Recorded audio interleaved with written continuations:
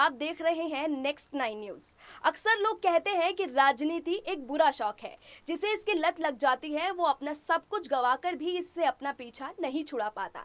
ये बात दिल्ली भाजपा के प्रदेश अध्यक्ष मनोज तिवारी पर पूरी तरह फिट बैठती है। जी हाँ, मनोज तिवारी जिन्होंने भोजपुरी इंडस्ट्री से खूब नाम और शोहरत कमाई, लेकिन जब से मनोज तिवारी ने राजनीति की दुनिया में कदम रखा, मानो उनकी जिंदगी कई विवादों से जुड़ती चली गई। राजनीति के इस सफर में कभी जीत का जश्न मनाया तो कभी हार का सामना भी किया, लेकिन क्या है भोजपुरी स्टार मनोज तिवारी के जिंदगी से जुड़ी वो कंट्रोवर्सी जिसको लेकर उनका नाम हमेशा चर्चाओं में बना रहता है? आइए जानते हैं। मनोज तिवारी ने अपने करियर की शुरुआत भोजपुरी गायक के रूप में की। जिया हो बिहार के लाला जैसे सैकड़ों गानों से उन्होंने शोहरत की बुलंदी को छुआ और अपनी मधुर आवाज से बड़ी जल्दी लोगों के दिल में बस गए। गायकी में प्रसिद्धि पाने के बाद उन्होंने जल्द ही भोजपुरी फिल्मों की तरफ कदम बढ़ा दिए। उन्होंने ससुरा बड़ा पैसे वाला, दरोगा बाबू और बंधन टूटे ना जैसी कमर्शियल तौर पर बेहद सफल फिल्में की हैं। राजनीति के अलावा वो एक भोजपुरी गायक और अभिनेता के रूप में जाने पहचाने जाते हैं।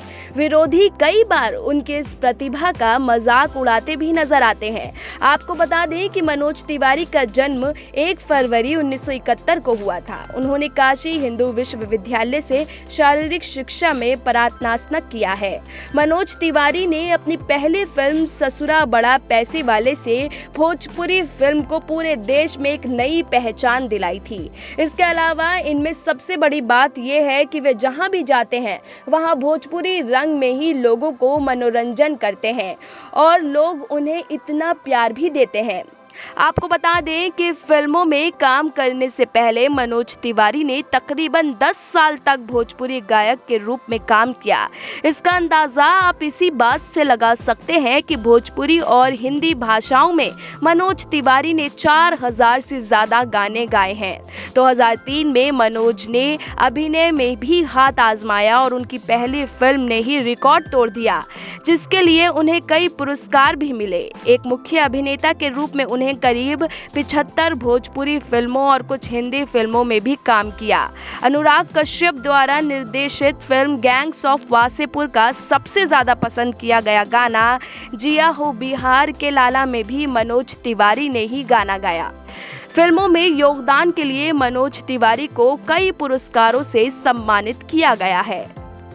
वहीं दूसरी ओर मनोज तिवारी की जिंदगी में बिग बॉस में लड़ाई और नजदीकियां दोनों ने ही सुर्खियां बटोरी। बड़े पर्दे पर ही नहीं, मनोज ने छोटे पर्दे पर भी दमदार प्रस्तुतियां दी हैं। मनोज ने कई टीवी शो की मेजबानी भी की है।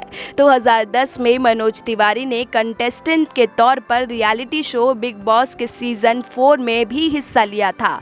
उस सीजन में डॉली बिंद्रा से हुई उनकी लड़ाइयां आज तक याद की जाती हैं। डॉली से लड़ाई के अलावा बिग बॉस के दौरान श्वेता तिवारी के साथ उनकी नजदीकियों ने भी काफी सुर्खियां बटोरी थी। मनोज और उनकी पत्नी रानी तिवारी के बीच अलग होने की ये सबसे बड़ी वजह बताई जाती है। वहीं निजी जिंदगी के अलावा राजनीति में मनोज तिवारी साल 2011 में बाबा रामदेव द्वारा रामलीला मैदान पर शुरू किए गए भ्रष्टाचार विरोधी आंदोलन और अन्ना आंदोलन में सक्रिय रहे। 2009 में मनोज तिवारी ने गोरखपुर लोकसभा सीट से बतौर समाजवादी पार्टी उम्मीदवार हिस्सा लिया, लेकिन बीजेपी उम्मीदवार ने योगी आदित्यनाथ के रहते इस चुनाव में मनोज तिवारी को हरा दिया। इसके बाद साल 2016 में बीजेपी अध्यक्ष रहे अमित शाह ने दिल्ली प्रदेश बीजेपी की बागडोर मनोज तिवारी को सौंप दी और राज्य में पार्टी को मजबूत करने का जिम्मा दिया गया। माना जाता है कि पिछले कुछ सालों में जिस तरह पूर्वांचल के लोगों की आबादी दिल्ली में बढ़ी है, उसको ध्यान में रखते हुए ये फैसला लिया गया था। बीजेपी का ये फैसला काफी हद तक कारगर भी साबित हुआ था, जिसके नतीजे ये साबित हुए कि 2017 में हुए एमसीडी चुनाव में बीजेपी ने अपना परचम लहराया। उसके बाद 2019 में चुनाव में बीजेपी ने दिल्ली की सभी 7 लोकसभा सीटों पर जीत हासिल की।